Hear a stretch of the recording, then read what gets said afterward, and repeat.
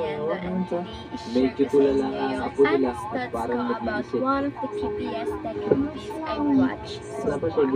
So, buckle up kasi this will review might make you think twice about your own laptop.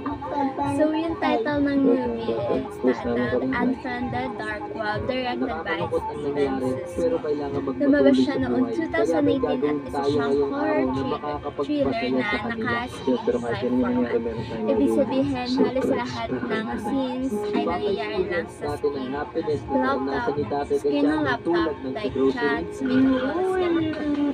Ang main character dito, si Matthias O'Brien. Tapos yung girlfriend niya si Matthias, at then yung friends nila na part ng sila Rex, Serena, and Nine. So, dito bigot yung plot. Si Matthias kasi nakakuha siya ng laptop na hindi kanya. Akala niya swerte na siya kasi mabilis ng laptop, which is good para sa app na binibuild niya para sa girlfriend niya, which is si Amanda. Pero later on, nakita niya may mga secret files doon. May mga video na super disturbing, tapos may makasamang chat room sa dark web.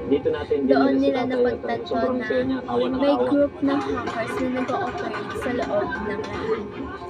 So habang tumatakbo ang gabi, isa-isang napapahamak yung mga kaibigan niya dahil sinusundan sila ng hackers na may access sa halos lahat, accounts, cameras, at mismo location nila.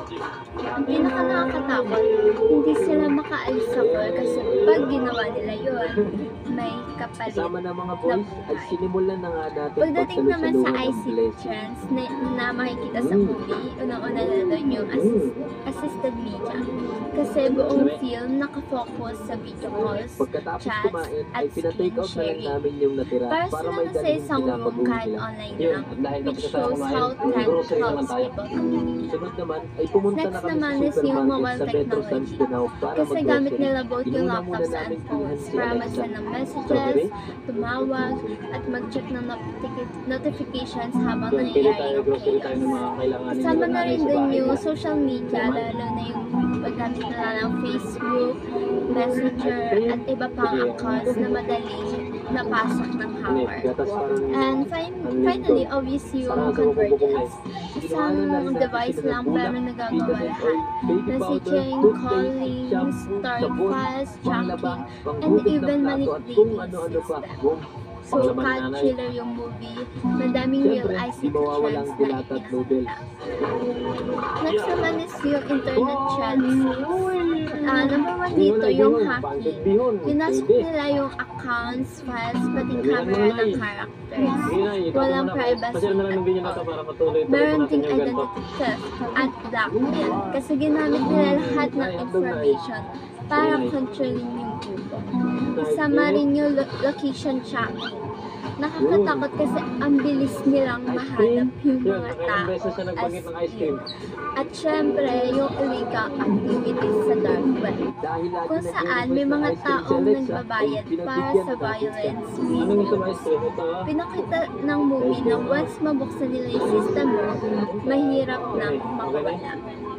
So, para sa lessons, una, huwag gagamitin ng devices na hindi mo pag-aaral. Baka may malware or hidden access. Pangalawa, seryosohin ang online chats. Minsan, isang click lang, delikado na. Pangatlo, protect your privacy. Passwords, personal info, location, lahat dapat ingat. At pinaka-point ng movie, technology is powerful.